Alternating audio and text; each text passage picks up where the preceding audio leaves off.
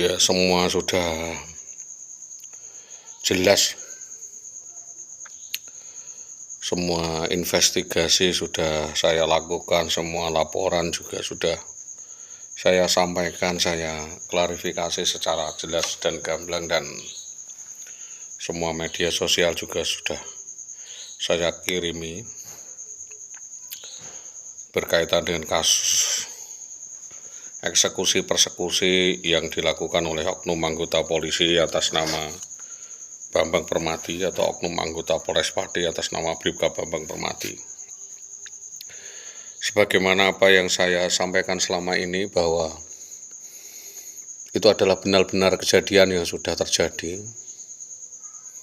Saya sudah datang 3 kali di Polsek Tambak Romo. Waktu itu pertama saya sendiri, terus yang kedua saya bersama dengan saudara Hartini, yang ketiga saya mengajak saudara Mat Parijan. Ditanggapi oleh saudara Karsono, namun sayang saya tidak berkenankan untuk masuk di lokasi atau tempat TKP, yaitu di Polsek Tambak Romo. Dalam hal ini, karena ini adalah kasus sosial dan berkaitan dengan Komsos ABRI, berkaitan dengan koordinasi wilayah, berkaitan dengan ketentraman dan ketertiban masyarakat dan keamanan, jaminan keamanan dan sebagainya, tentunya tanpa mendahului dan kita dodok lawang melalui RT RW, tentunya hal ini akan menjadi catatan buruk jika kita tidak melakukan koordinasi terbaik.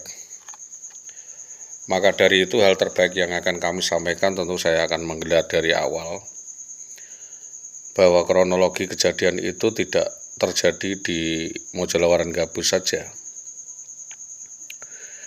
Berkali kami sampaikan bahwa rekayasa persekusi, eksekusi, dan pemerasan seperti itu dilakukan oleh Indah Wahyu Widiawati sudah berkali-kali. Jadi pernyataan bahwa saya tidak nyukupi beliau ini, tidak melakukan langkah-langkah tanggung jawab pada beliau ini adalah suatu bullshit atau omongan kosong atau hoax, atau suara-suara tidak jelas dan tidak dapat dipertanggungjawabkan yang disuarakan oleh orang-orang yang juga tidak bertanggung jawab, yang turut serta mendalangi, mengontai, dan mempersekusi saya. Saya sudah melaporkan kasus ini ke Polsek Tempuran. Ada laporannya di Polsek Tempuran tentang peran serta atau keterlibatan orang atas nama Kami Tuwo Mamo. Di Pati juga terlibatan Kami Tuwo atas nama Subi dan kepala desa atas nama Warso, dan juga otaknya atas nama Semi. Ini ada kepentingan dari keluarga Tumijan dalam rangka penguasaan yayasan, MI, dan lain-lain, akses ke masjidan dan keagamaan, dengan cara mempresur dan tidak memposisikan saya ataupun keluarga saya. Tapi tidak masalah, itu urusan politis, yang penting tidak urusan kriminal. Kalau saudara tetap saudara, tapi kalau urusan politik dan ideologi tentu ini berbeda. Karena kepada saudara Yusuf Hasim yang PC Ansor itu, PC NU, dan istrinya juga itu, kita juga ikut membesarkan, ikut mendidik. Kalau memang akhlaknya belakangan tidak memiliki adab dan tidak memiliki ketawaduan kepada yang senior atau yang sepuh, itu semua adalah kembali ke dirinya sendiri, dan waktu saja yang akan berbicara, dan Allah sendiri tahu apa yang terbersit di dalam hati seseorang. Kalau memang polesan pembicaraan, pemberitaan, dan sebagainya, semua orang bisa membuat alibi dan ngeraupi raine dewe.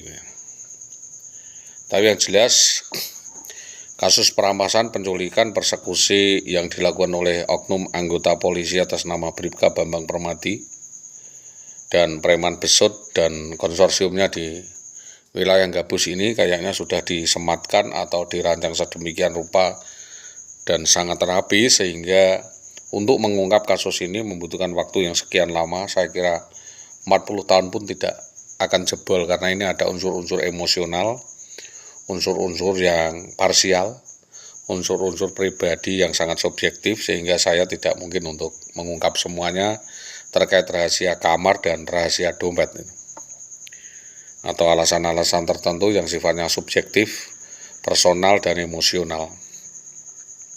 Maka dari itu saya cuma menghimbau dan mengajak kepolisian untuk proporsional di dalam melihat kasus saya ini, peristiwa persekusi ini, karena di situ ada check and balance.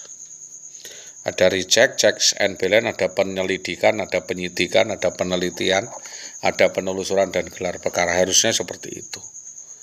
Kalau perkara yang saya sampaikan itu masih offscoring dan masih dalam penelitian bersama, sedangkan para pihak tidak mau mendengarkan dan mengamati kasus ini sebagai suatu yang kasus sentral, tentunya kita tidak berharap banyak akan keadilan di negara kita ini, karena laporan-laporan yang saya sampaikan kepada kepolisian saya kira sudah memadai dan mencukupi sebagai keterangan kalau saya dianggap memiliki kejanggalan dan kelalaian tertentu. Kalau diakui, paling tidak itu menjadi keterangan sentral atau bukti pertama yang saya sampaikan.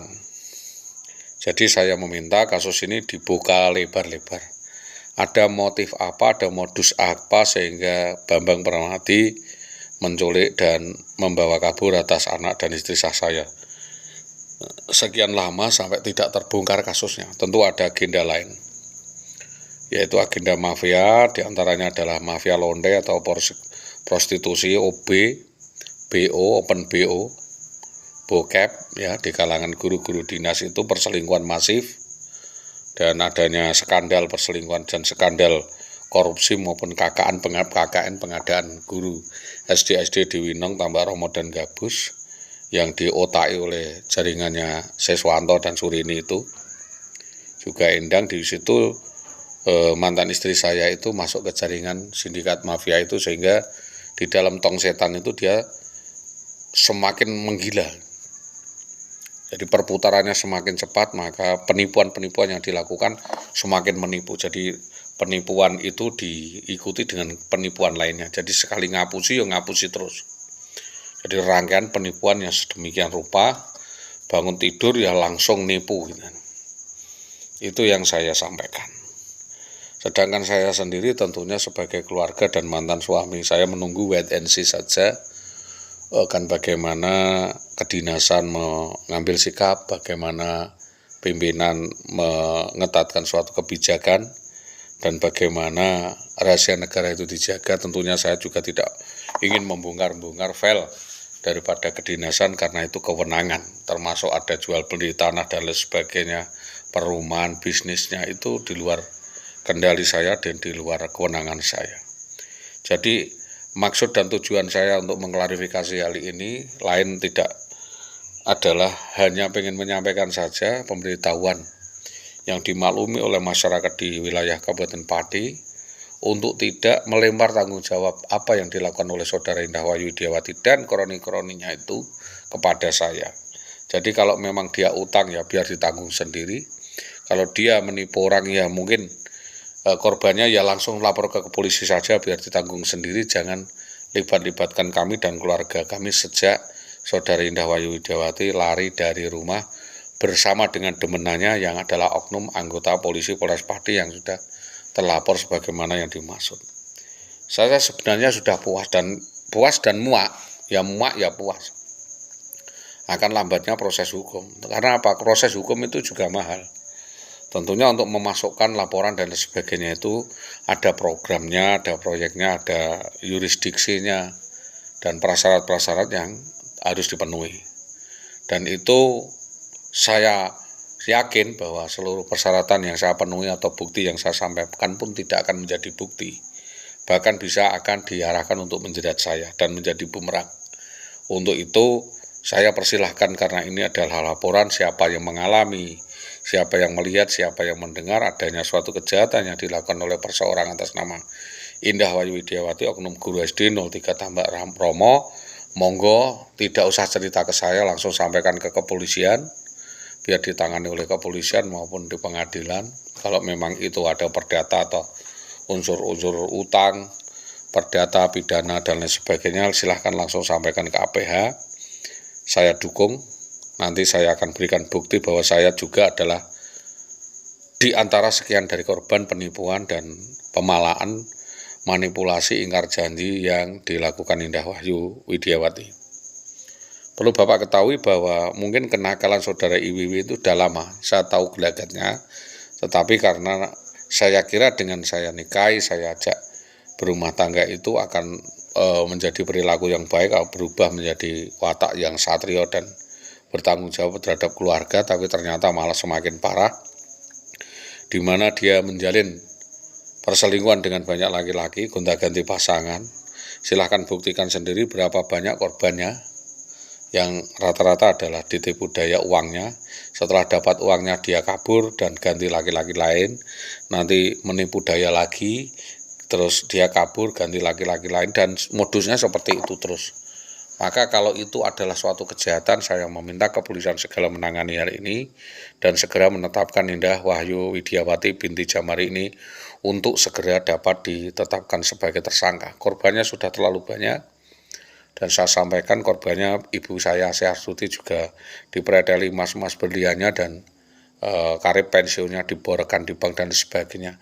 Jadi tidak karena saudara lalu bisa semenang-menang seenaknya sendiri menipu daya orang sebagaimana tanggapi oleh kepolisian selama ini.